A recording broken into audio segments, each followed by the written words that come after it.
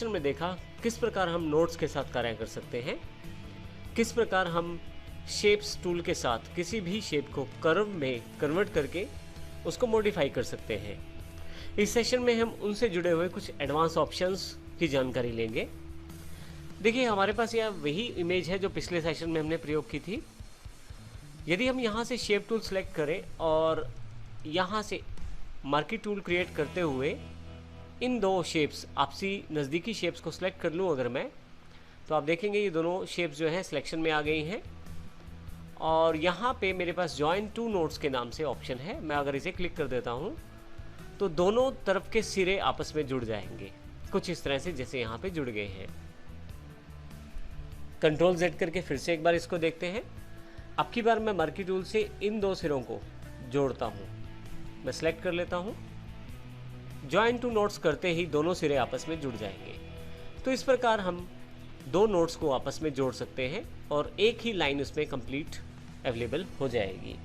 मैं फिर से यहाँ कंट्रोल Z करके वापस आ जाता हूँ। इसी तरह से आपके पास यहाँ पे मैं यहाँ अवेलेबल इस बीच वाली लाइन पे अगर मैं क्लिक कर दूँ, ऑप्शंस जो हैं कुछ इनेबल हो जाते हैं, जिनमें से एक ऑप्शन हमारे पास कन्वर्ट टू कर्व है। यहाँ पे लाइन सेगमेंट को आप कर्व में डिफाइन कर सकते हैं। अब यहाँ पे यदि आप ध्यान दें तो किसी भी तरह का कोई एरो नहीं है जो इस लाइन को रीशेप कर पाए, परंतु अगर मैं इसका प्रयोग करता हूँ, जैसा कि इसके आइकॉन से भी आपको दिखाई दे रहा है, छोटे छोटे दो एरोज यहाँ पे अवेलेबल है। मैं क्लिक करता हूँ, आप देखेंगे यहाँ पे यदि मैं इसे जूम करके देखूं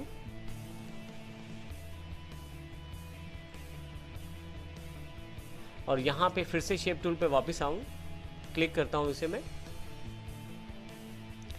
ये हमारा शेप जो है ये कन्वर्ट हो चुका है कर्व में। इसका पहचान इसके साथ आने वाले दो एरोज हैं, जिससे मैं इसको आसानी से मॉडिफाई कर सकता हूं इन शेप को।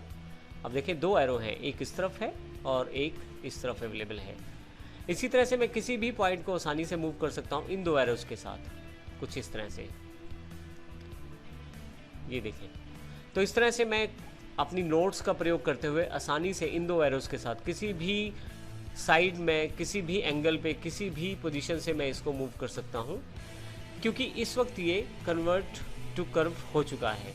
वापस सिंपल करने के लिए मैं यहाँ से कन्वर्ट टू लाइन क्लिक कर देता हूँ, तो आप देखेंगे यहाँ पे जो आपके पास एरोस थे हैं वो इस वक्त नहीं आ रहे। तो इसका अर्थ ये हुआ, अगर आपको किसी शेप को या किसी लाइन सेगमेंट को प्रॉपरली मॉडिफाई करना चाहते हैं एरोस के साथ, तो आप कन्वर्ट टू कर्व ऑप्शन का प्रयोग कर सकते हैं।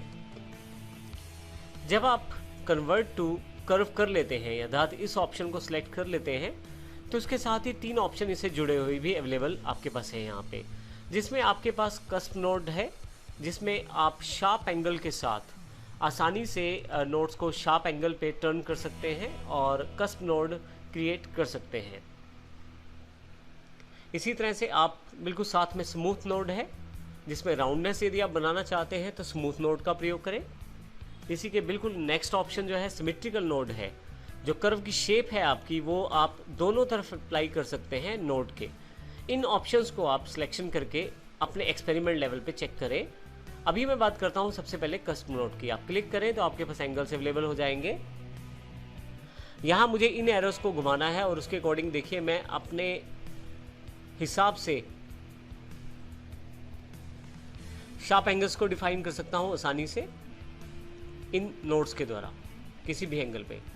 इसी तरह से हमारे पास जो नेक्स्ट ऑप्शन है स्मूथ नोड, उसको क्लिक करता हूं अगर मैं, तो फिर से एंगल्स मेरे पास हैं और स्मूथ नोड में मैं आसानी से राउंडनेस प्रोवाइड कर सकता हूं किसी भी लाइन में।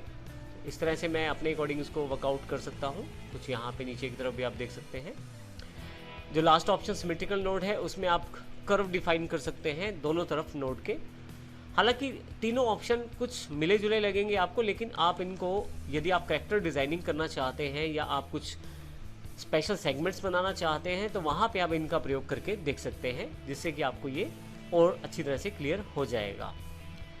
आप यहाँ से आसपास की नोड्स को जोड़ भी सकते हैं। जैसे उदाहरण के लिए मेरे पास ये जो दोनों तरफ की लाइंस हैं, इनको मैं इकट्ठा कर सकता हूँ यहाँ से, मैं यहाँ से मिलाते हुए, जो हमने पिछले सेशन में अभी भी देखा है। लेकिन हम इसके अलावा भी प्रयोग कर सकते हैं यहाँ से इस कमांड का, एक्सटेंडिंग कर्व टू क्लोज का। करना सिर्फ इतना